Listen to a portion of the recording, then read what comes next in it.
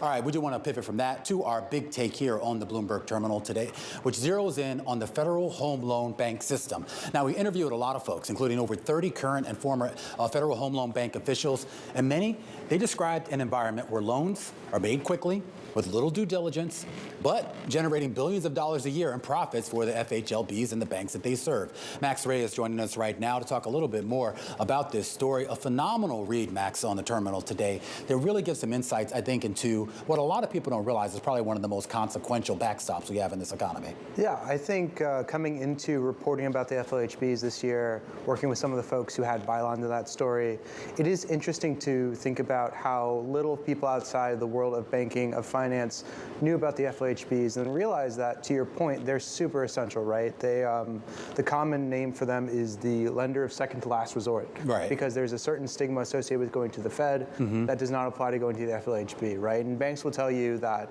when they do tap the FHLB for financing, for funding, it is rote, it is normal, it's nothing to be concerned about, but it does raise questions that folks have been asking. And we should just point out, I mean, there is no explicit guarantee for any of this, but the market tends to feel like if something went wrong, the government would step in pretty quick to back up the FHLBs. And that raises a broader question here about some of the risk that maybe they've taken on.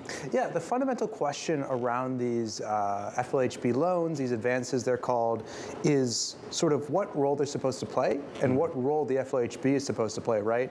And it's right in the name is Federal Home Loan Bank System. But it was almost immediately replaced by Fannie Mae, Freddie Mac, you know, just a few years after it was initially rolled out. And so now it does end up supporting banks that are, you know, still in mortgage, still in home lending, but are also playing in different spaces.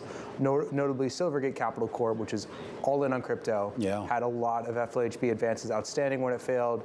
As Silicon Valley Bank was in a similar position, meaning essentially that this system has opened itself up to exposure to areas that hadn't even been dreamed up when it was created. Well, was there an explanation in the story as to why they moved into that space? Was it just sort of their obligation that, okay, if it's a bank, if they have to basically do this or not? It's exactly that. So the way the FHLB works is that if you have collateral that's good for it, right?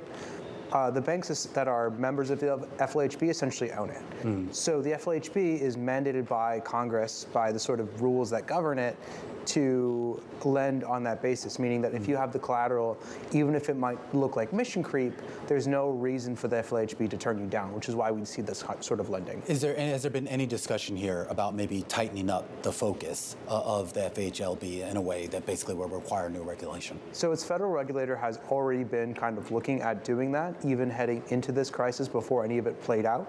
So, but this kind of puts an exclamation point on the discussion. It really forces regulators, kind of folks on both sides of the aisle, to look at this issue and think, how is this working? Is this working as intended? Does this need tweaks? Does this need changes?